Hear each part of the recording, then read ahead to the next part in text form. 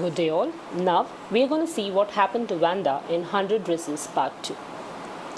When they were all discussing where did Vanda go, a letter arrived from the principal's office. It was from Vanda's father. Miss Mason took the letter and asked the whole class to be quiet and listen to the letter.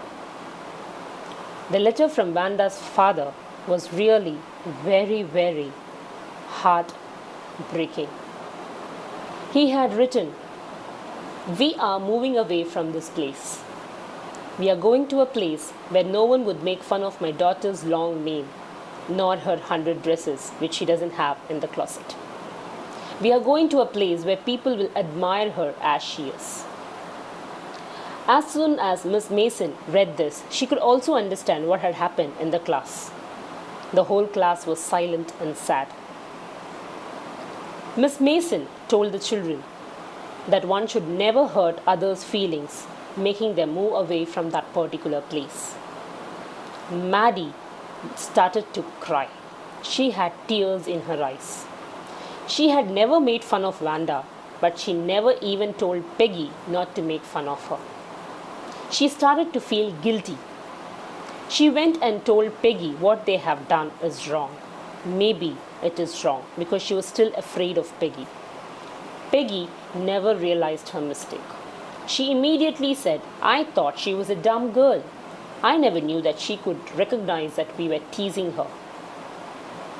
She persuaded Peggy to go with her along to see Vanda and ask her to come back to the school. Peggy agreed to it and they both went to Bogan Heights.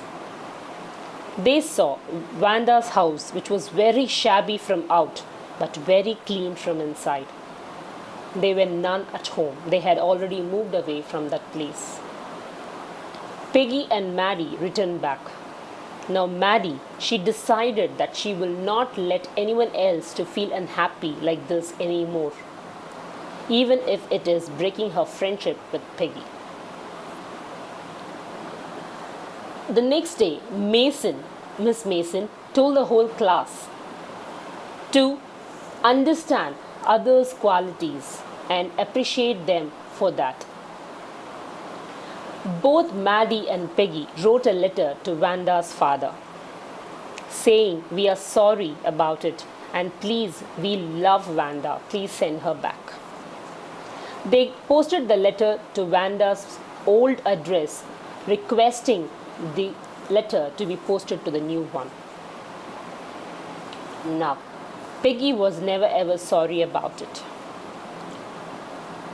On the Christmas Eve, Miss Mason got a letter to the classroom before the Christmas holidays.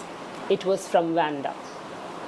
Vanda had written a letter to the whole class and also to Peggy and Maddie.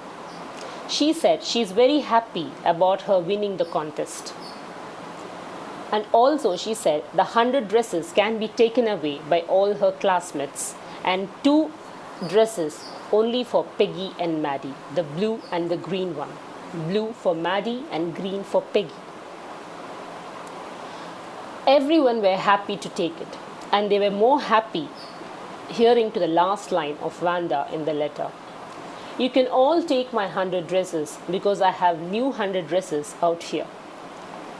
Though she was poor, though she really didn't have 100 dresses, she made her drawings, she made it real, thinking herself to be rich with those 100 dresses. Maddie took her copy of drawing, which she felt very happy because the blue dress which she always admired when Vanda used to tell about a blue dress in the closet, that was in her hands right now. Peggy was given a green dress. Maddie went home and she had tears in her eyes thinking about Vanda. She pasted the copy of the drawing on her wall. When she was looking at the drawing, she suddenly realized that Vanda had actually drawn Maddie's face for the dress. She immediately rushed to Peggy and asked her to show her drawing too. And yes, Vanda had drawn Peggy's face for the green dress.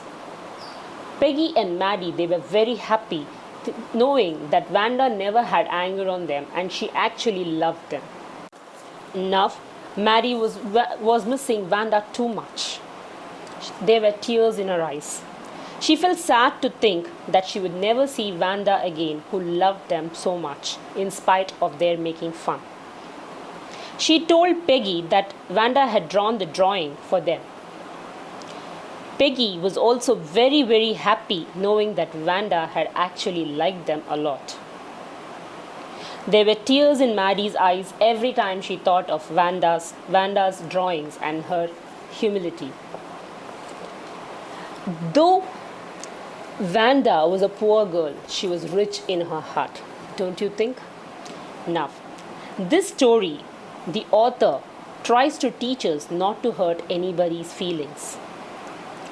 All the schoolgirls made fun of Wanda, but Wanda was so rich by heart that she didn't take anything, but she instead gave her drawings to them. She had to move away from that place for her growth. Now, children, think about it. Do not make fun of anyone's disability or poverty. If you are doing till now, stop it. Appreciate others. Love them. You need not love them also, but never ever make them hate themselves for their poverty or disability.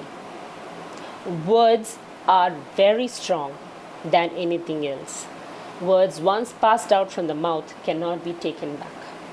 So please love your friends, respect each other in spite of their disabilities.